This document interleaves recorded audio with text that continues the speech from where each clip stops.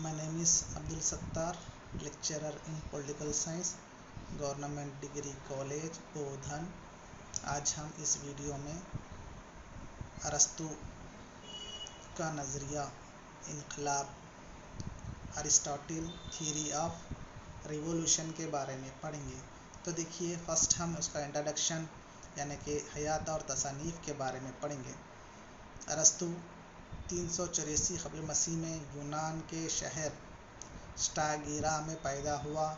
इसके वालिद मकदूनिया के हुक्मरान अमीनाटास के दरबार में फिजिशियन थे। इस तरह अरस्तू का बचपन शाही माहौल में गुजरा था। वो पैदाइशी तौर पर यूनानी नहीं था, बल्कि 17 बरस की उम्र में यूनान आए और अफलातून की एकेडमी में शामिल हो गए। 20 साल तक अफलातून की सोहबत में तालीम हासिल करता रहा और अफलातून का चहेता शागिर्द बन गए। अफलातून उसे मुजस्सिम अक़ल कहते थे। 347 क़ब्ल मसीह में अफलातून की मौत के बाद वो एकेडमी का सरबराह बनना चाहता था, लेकिन इसमें उसे मायूसी हुई, चूँकि अफलातून का भतीजा एकेडमी का सरबराह बना। उसके बाद वो एथेंस से निकलकर मुख्तलिफ़ कामों में अपनी किस्मत आजमाई करता रहा। 3 साल तक 346 था 343 क़ब्ल मसीह मकदूनिया में सिकंदर का अतालिक़ यानी कि ट्यूटर रहा। बिल आखिर 335 क़ब्ल मसीह में वह एथेंस वापस हुआ और अपना मदरसा कायम किया, जिसका नाम लीसियम था। 12 साल तक वो इस मदरसे में लिखने, पढ़ने और पढ़ाने के काम करता रहा, लेकिन सिकंदर आज़म की मौत की वजह से मकदूनिया में शुरू हुई इक़्तिदार की लड़ाई ने उसे एथेंस से फ़रारी पर मजबूर किया और वो जज़ीरा यूबोआ के शहर चल्कस में पनाह लिया, जहाँ बिल आखिर 62 बरस की उम्र में 322 क़ब्ल मसीह में इंतकाल कर गया। अरस्तू ने कई मज़ामीन में तसानीफ़ लिखे और कई मज़ामीन में महारत हासिल की। जैसे अरस्तू ने कई मज़ामीन जैसे अखलाक़ियात, माशियात, मंतिक़, सियासियात, तबीयत वग़ैरह वग़ैरह तमाम कई मज़ामीन में अरस्तू ने महारत हासिल की। अरस्तू की सबसे मशहूर तसनीफ़ पॉलिटिक्स सियासियात है। अरस्तू ने सियासत तसनीफ़ यानी कि पॉलिटिक्स तसनीफ़ को 8 अबवाब पर मुश्तमिल किया। पहले 3 अबवाब मुमलिकत की इब्तिदा और दाखिली तंजीम से मुताल्लिक़ हैं, जबकि अबवाब 4, 5 और 6 दस्तूर की दर्जाबंदी, इनक़लाबात और इनकी वजूहात वग़ैरह के तसव्वुरात पर बहस करते हैं। आखिरी के 2 अबवाब 7 और 8 में अरस्तू अपनी मिसाली ममलिकत को पेश किया है। इस किताब की वजह से वो सियासियात का बाबा आदम कहलाता है, यानी कि इस तसनीफ़ द पॉलिटिक्स सियासियात तसनीफ़ की वजह से अरस्तू को father of the political science यानी कि बाबाए आदम कहलाते हैं। इसी तरह से हम अरस्तू का नज़रिया इनकलाब, थ्योरी ऑफ रिवॉल्यूशन क्या है। अरस्तू ने अपनी किताब सियासत के 5वें बाब को इनकलाब, उसकी वजूहात, इसके तदारुक के तरीक़ों के मुताले के लिए वक़्फ़ किया है। اس موضوع پر گفتگو کرتے ہوئے ارسطو اپنے عملی ذہین کا ثبوت پیش کیا ہے۔ وہ اپنے ارد گرد پائے جانے والے مختلف سیاسی نظاموں کا گہرائی سے مطالعہ کیا۔ اس اغراض کے لیے اس نے 158 دساتیر کا مطالعہ کیا تھا۔ ارسطو کے مطابق انقلاب کی مختلف سطحیں ویرینگ ڈگریز ہوتی ہیں، جیسے بعض انقلاب ایسے ہوتے ہیں جس میں مملکت کے دستور اور اداروں میں تبدیلی آتی ہے۔ مملکت کے دستور اور اداروں میں تبدیلی آنا ریولوشن کہلاتا ہے، جبکہ بعض ریولوشن ایسے آتے ہیں دستور کی تبدیلی کے بغیر صرف سیاسی اقتدار تبدیل ہوتا ہے اور انقلاب کے نتیجے میں چنسری یا جمہوریت مزید یا کم چنسری اور جمہوری ہو جاتی ہے۔ اس کے علاوہ بعض مرتبہ انقلاب پورے نظام کے خلاف نہیں بلکہ صرف اس کے چند اداروں یا افراد کے خلاف پیدا ہوتا ہے۔ اس لیے انقلاب مکمل یا نامکمل، مصلح یا پرامن، شخصی یا غیر شخصی ہو سکتا ہے۔ ارسطو کے مطابق مملکت کے دستور میں تبدیلی انقلاب ہے، جیسے شاہی سے جمہوریت میں تبدیلی یا حکمراں طبقے میں تبدیلی بھی انقلاب ہے۔ یہاں پر دیکھیے ارسطو نے مملکت کے دستور میں تبدیلی کس طرح سے، یعنی شاہی حکومت سے جمہوریت میں جمہوریت میں تبدیل ہونا، شاہی حکومت جمہوریت میں تبدیل ہونا یا حکمراں طبقے میں تبدیلی انقلاب ہے۔ ارسطو نے انقلاب کی 3 وجوہات بتائی ہیں۔ نمبر 1 ہے عام وجوہات، خاص وجوہات، اور نمبر 3 ہے خاص قسم کی مملکتوں میں انقلاب کی وجوہات۔ اس طرح عام وجوہات، خاص قسم کی مملکتوں میں انقلاب کی وجوہات۔ تو ہم اب پہلا جو عام وجوہات ہے انقلاب کے،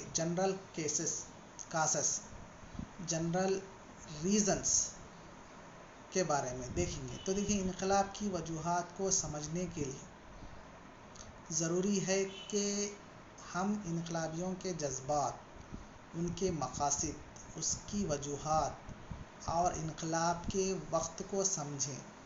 چنانچہ ارسطو کہتا ہے کہ انقلاب کی 2 بڑی وجوہات ہوتی ہیں۔ نمبر 1 انسانوں میں پائی جانے والی مساوات کی خواہش، جو ایکوالٹی ہے، مساوات۔ اگر تمام مملکت میں انسان مساوات کی خواہش مند ہوتے ہیں، اگر مملکت کی عوام میں جو ہے نا مساوات میں انیکوالٹی اگر ہے تو مساوات کی خواہش میں انقلابات ہوتے ہیں۔ دوسرا انصاف کا تصور۔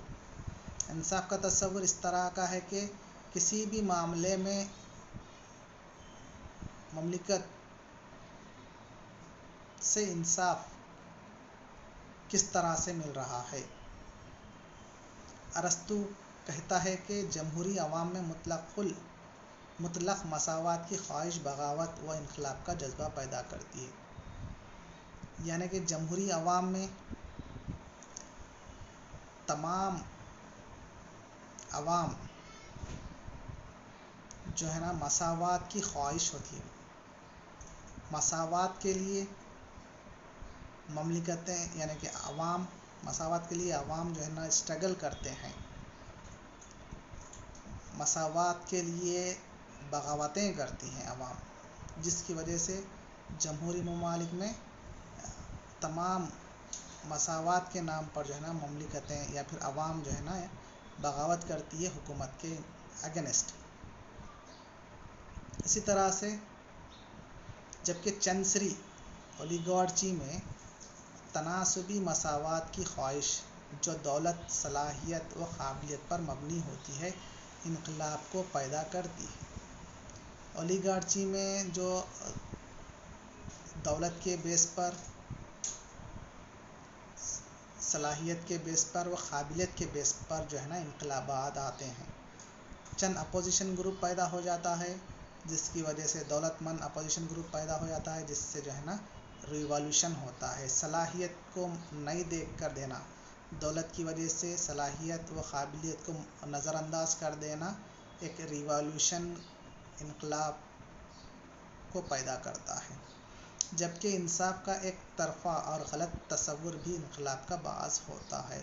چنانچہ جب لوگ یہ محسوس کرتے ہیں کہ انہیں ان کا حصہ ان کے تناسب سے نہیں مل رہا ہے تو وہ انقلاب لاتے ہیں۔ انقلاب کی دوسری وجوہات میں دولت کی عدم مساوات، حکومتی اختیار کا غلط استعمال، متوسط طبقے کی عدم موجودگی اور انتہا پسند نظریات میں ٹکراؤ اہم ہیں۔ دیکھیے، دولت کی انقلاب آنے کی دوسری وجوہات یہ ہیں کہ دولت کی عدم موجودگی، امیر امیر بنتا چلا جا رہا، غریب غریب بنتا جا رہا، جو مڈل کلاس، متوسط طبقہ موجود نہیں رہنے کی وجہ سے، حکومتی اختیارات کا غلط استعمال، حکومت اپنے پاور کا بے جا جابرانہ استعمال کر رہی ہے تو بھی جو ہے نا انقلاب برپا ہو سکتا ہے۔ اسی طرح سے مڈل کلاس پرسنس، امیر اور غریب دو ہی طبقے اگر موجود ہے تو انقلاب، مڈل طبقہ موجود نہیں رہنے کی وجہ سے انقلابات وجود میں آتے ہیں، انقلابات آتے ہیں۔ اسی طرح سے لیکن سب سے اہم عام وجہ حقیقی سیاسی صلاحیت رکھنے والوں اور حقیقی سیاسی اقتدار رکھنے والوں کے درمیان اختلافات ہیں۔ عام وجہ یہ ہے کہ حقیقی سیاسی صلاحیت رکھنے والوں اور حقیقی سیاسی اقتدار رکھنے والوں کے درمیان اختلافات، یعنی کہ قابلیت ہے، پولیٹیکل اقتدار، سیاسی اقتدار موجود ہے، لیکن اس کو نظر انداز کر کے سیاسی صلاحیت، حقیقی سیاسی صلاحیت کے بیس پر دینا، دونوں میں اختلافات کی وجہ سے سیاسی صلاحیت، حقیقی سیاسی صلاحیت یا پھر حقیقی سیاسی اقتدار، دونوں کے درمیان اختلافات کی وجہ سے بھی انقلابات آتے ہیں۔ تمام انقلابات شہریوں کے درمیان مساوات اور حقوق کی خواہش کے نتیجے میں وقوع پذیر ہوتے ہیں۔ یہ تمام کے وجہ سے، تمام کیا ہے؟ زیادہ تر انقلابات شہریوں کے درمیان مساوات اور حقوق، فنڈامنٹل رائٹس کی خواہش کے نتیجے میں انقلابات آتے ہیں۔ اسی طرح سے خاص وجوہات، ارسطو نے انقلاب کی خاص وجوہات کی بڑی لمبی تفصیل دی ہے جو زیادہ تر انسانی جذبات اور فطرت کو پیش کرتے ہیں۔ انقلاب کی خاص وجوہات یہ ہیں: انسانوں میں کچھ حاصل کرنے کی خواہش، اعزاز پانے کی تمنا،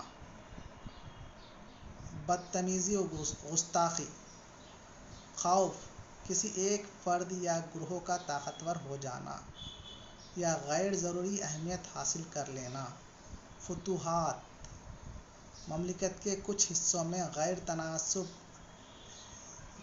اضافہ، انتخابی دھاندلیاں، غیر وفادار شہریوں کی عوامی عہدے دینے میں بد احتیاطی، مملکت میں ہونے والی معمولی تبدیلیوں کو نظر انداز کر دینا، عوام کے مختلف عناصر کی عدم یکسانیتیں، مملکت میں رہنے والی مختلف نسلوں کے درمیان آوازش، خاندانی جھگڑے، بیرونی نسلوں کی ملک میں آزادانہ آمد و رفت، جبر، دھوکہ وغیرہ، یہ تمام جو ہے انقلاب کی خاص وجوہات ہیں. یہ تمام چیزیں انقلاب کی خاص وجوہات کہلاتی ہیں. اسی طرح سے خاص قسم کی مملکتوں میں انقلاب کی وجوہات. Causes in particular kinds of states. ارسطو چند مخصوص نوعیت کی مملکتوں و حکومتوں میں انقلابات کی وجوہات کا جائزہ بھی لیتا ہے. چنانچہ جمہوریتوں میں خراب رہنماؤں یعنی کہ ڈیماگوگس کی زیادتیوں کی وجہ سے انقلاب رونما ہوتا ہے. جمہوریت میں خراب ذہن لوگ جمع ہونے کی وجہ سے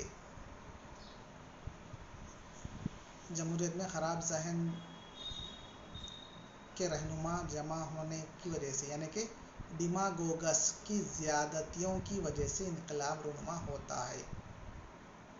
اور جمہوریت چند سری یا ظالمانہ میں تبدیل ہو جاتی ہے تو وہ حکومت کیا ہو جاتی ہے؟ جمہوریت حکومت جو خراب ذہن رہنما کی وجہ سے جمہوریت کی ڈیماگوگس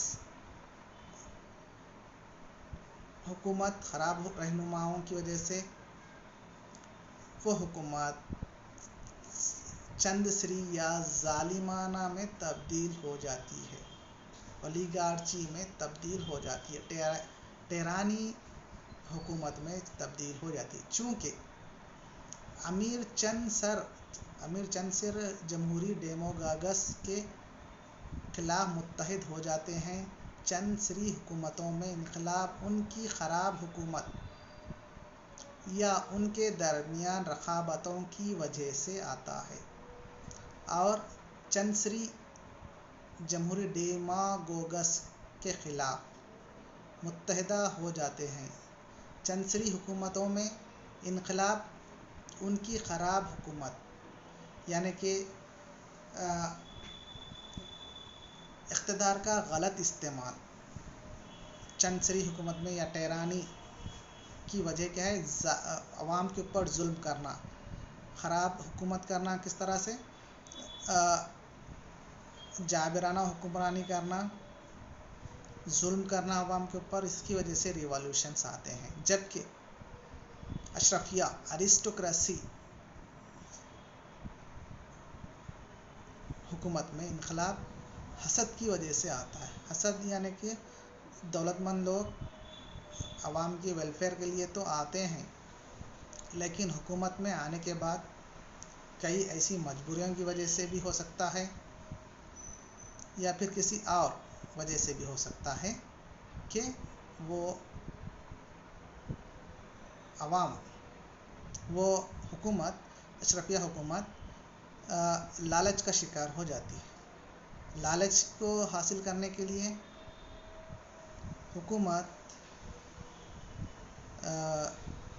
غلط کام میں لالچ کے بیس پر وہ ہے نا اور دولت کمانے کی غرض سے وہ چند سری میں اولیگارچی میں تبدیل ہو جاتی ہے، جس کی وجہ سے انقلاب،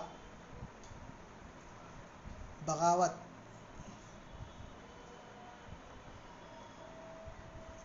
کرتے ہیں مخلوط حکومت میں مختلف اصولوں کے درمیان، یعنی کہ دوسرے اشرفی یعنی کہ ارسٹوکریسی میں کے خلاف بغاوت کرتے ہیں عوام.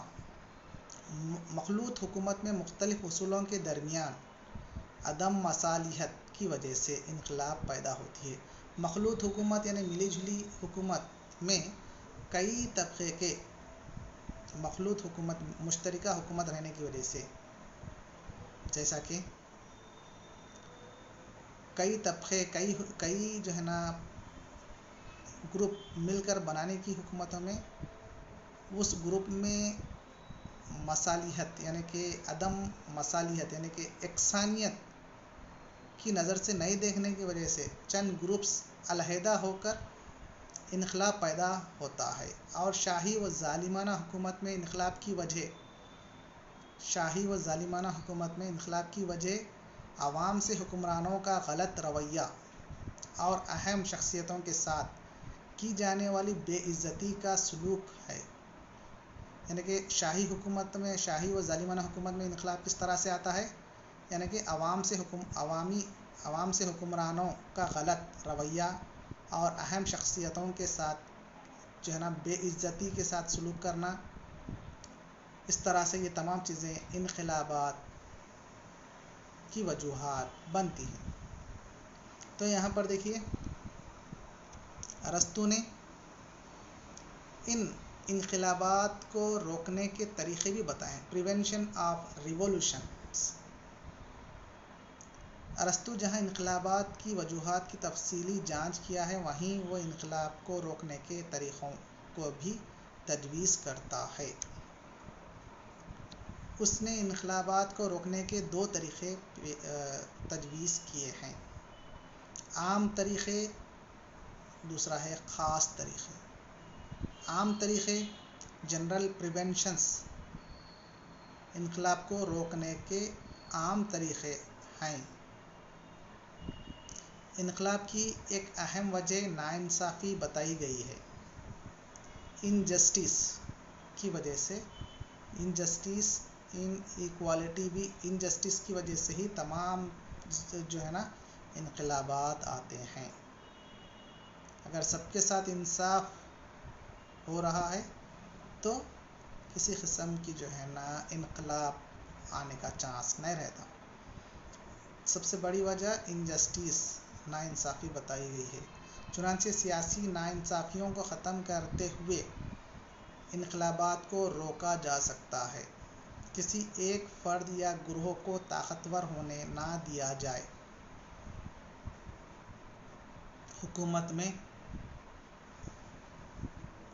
کسی ایک فرد یا گروپ کو طاقتور ہونے نہ دیا جائے کہ وہ حکومت کے اگینسٹ انقلاب بغاوت کر بیٹھے۔ کسی بھی گروپ کو حکومت کے اگینسٹ طاقتور نہ ہونا دیا جائے تاکہ وہ بغاوت نہ کر سکے، اور ہر کوئی یہ محسوس کرے کہ اس کو اس کا حصہ پورا مل رہا ہے۔ ہر ایک کے ساتھ انصاف، جسٹس ہو رہی ہے، ایکوالٹی اینڈ جسٹس۔ جتنے بھی ہر کوئی یہ محسوس کرے اپنے آپ میں، کوئی بھی مملکت میں رہنے والا شہری طبقہ، حکمراں، مملکت کی عوام یہ محسوس کرے کہ سب کو ان کا حصہ، جو ان کا جتنا حصہ، یعنی کہ سپوز ایگزامپل کوئی مزدور کام کر رہا ہے تو اس کو برابر اجرت مل رہی ہے۔ اسی طرح سے مملکت کے جتنے بھی ورکرز گروپ ہوتے ہیں، طبقے ہوتے ہیں، وہ تمام کو اپنے حصہ پورا مل رہا ہے، تو انقلاب کے عام تدابیر روکنے کے تدابیر میں سے ہیں۔ دستور کی روح کے مطابق عوام کو تعلیم دی جائے۔ دستور کی روح کے خلاف دی جانے والی تعلیم شہریوں میں جذبہ انقلاب کو پیدا کرتی ہے۔ دستور کی روح کے مطابق عوام کو تعلیم دیں۔ تعلیم دستور کے حساب سے تعلیم دیں۔ فنڈامنٹل رائٹس کے طور پر تمام عوام کو تعلیم سے جوڑے۔ ایسی تعلیم دستور کے خلاف اگر تعلیم دی جائے تو کسی بھی طبقے میں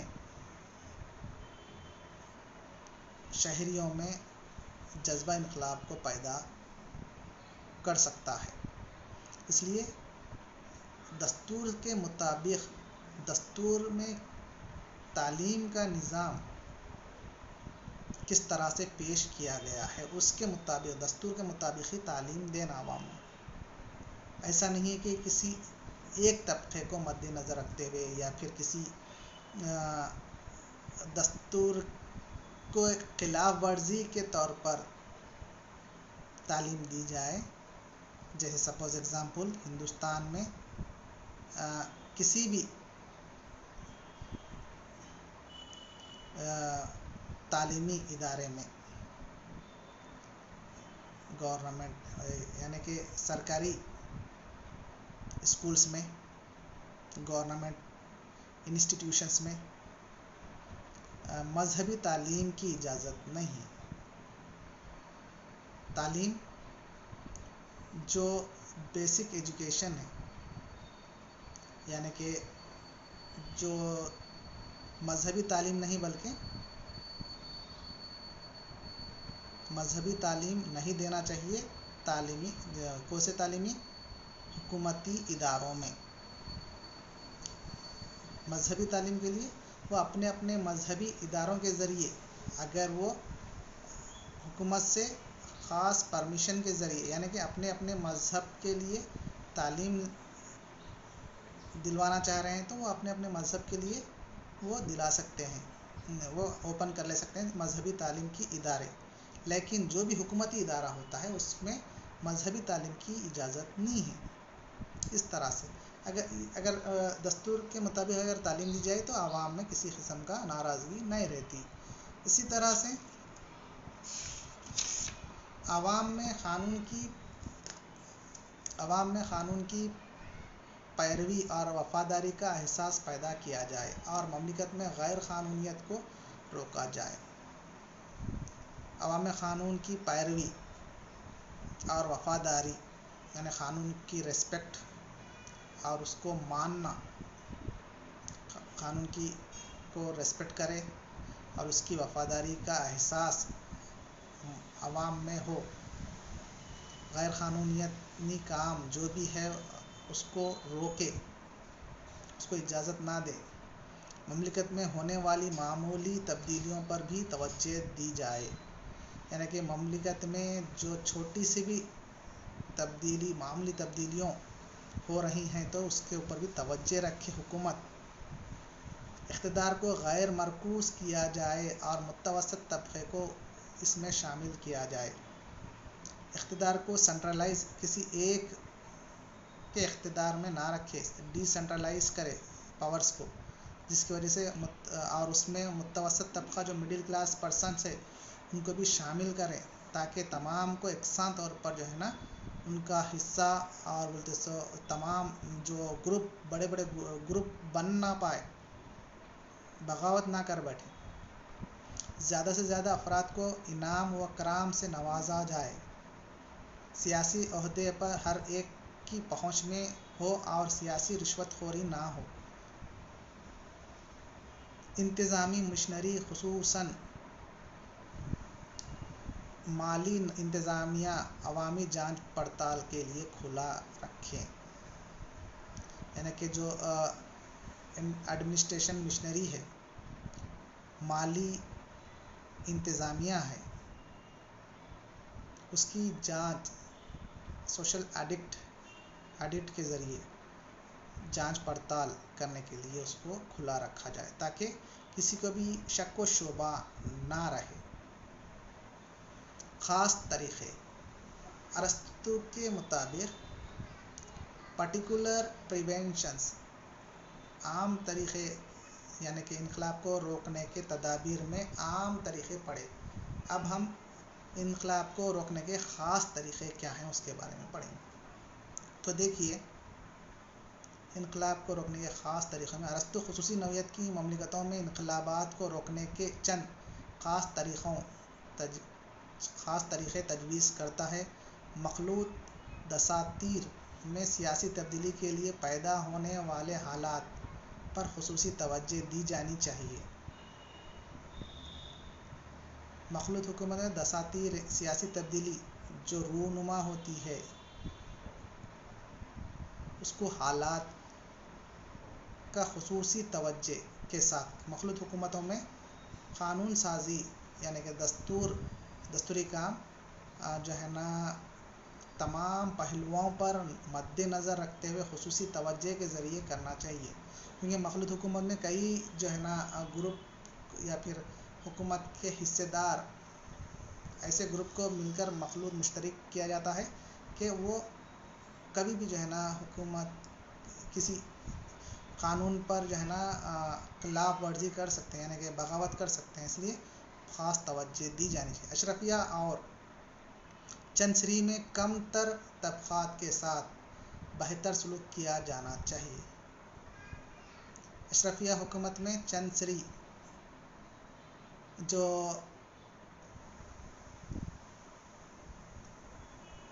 اشرفیہ حکومت تمام جو طبقے ہوتے ہیں ان کو ساتھ بہتر سلوک کیا جانا چاہیے۔ اشرفیہ حکومت میں دولت مند لوگ دوسرے طبقات سے بھی جو ہے نا اچھا سلوک کیا جانا چاہیے، اور مراعاتی طبقے میں جمہوری مساوات کے اصول پر کاربند ہونا چاہیے۔ اس کے علاوہ چنسری میں غریب طبقات کو بھی انتظامی امور میں اس حد تک حصہ لینے کے موقع دے جائیں جس سے سیاسی اقتدار اعلیٰ متاثر نہ ہوتا ہو۔ جمہوریت میں امیروں کی ان انتظامی امور میں حصہ لینے کی اجازت دی جائے جن سے سیاسی اقتدار اعلیٰ متاثر نہ ہو۔ اس کے علاوہ امیروں کی جائیداد کے تحفظ کی ضمانت دی جائے، جبکہ ایک ظالم ٹیرنٹ کو اپنی حکومت کے تحفظ کے حسب ذیل اقدامات کرنا چاہیے، جیسے خاتون جاسوسوں کو مقرر کرے، جس سے حکومت کو کسی بھی انقلاب کے بات معلوم ہو رہی ہے تو اس کے خلاف جو ہے نا جاسوس کو رکھے۔ بیرونی ملک میں توسیعت پسندانہ پالیسی کو اپنائے، یعنی کہ دوسرے ممالک سے اچھا دوستانہ تعلقات رکھے، ہمیشہ عوام کو بیرونی حملوں کا خوف دلاتا رہے، عوام کو مصروف اور غریب بنائے رکھے، شخصی طور پر عوام کو انعام و اکرام سے نوازتے رہیں، عوام کے مذہب میں دلچسپی دکھائے، خاطیوں کو دوسروں کے ذریعے سزا دے، شہریوں کی مادی خوشحالی میں اضافہ کرے، شہریوں کی دانشورانہ زندگی کو ختم کرے، شہر کو خوبصورت بنائے، اپنے جذبات کو قابو میں رکھے۔